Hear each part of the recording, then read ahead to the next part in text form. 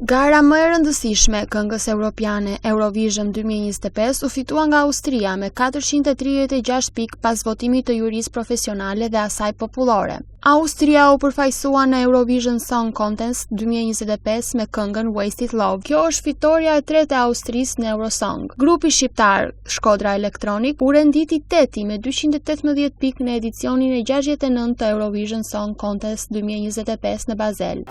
Këtë minutë këtë qasë në paranoja, pas që jo të ullëber të duket botët, në përgës një ambulancë, kjo kurset me arogancë, edhe sot në tonë që s'pishe koha, përfundova në nuj kur s'mo thot koha, imagina një minutë pa ushtar, po jetima as një shishe një oqean, si vjen era jarga dha lirin e fjonë, s'kam thonë shkora hopa.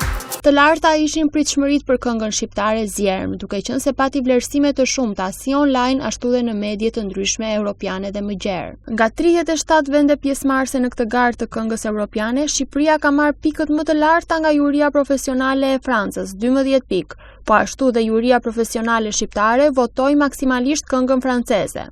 Zjerm mori 173 pikë nga vota e publikut. Shqipëria u paraqit në një performancë dinamike që të roqi vëmendjen e publikut europian. Kënga Zjerm ishte një krim i shkruar dhe interpretuar nga Beatrice Gjergji dhe Kol Laca, dy muzikantë shqiptar të cilët kanë emigruar në Itali.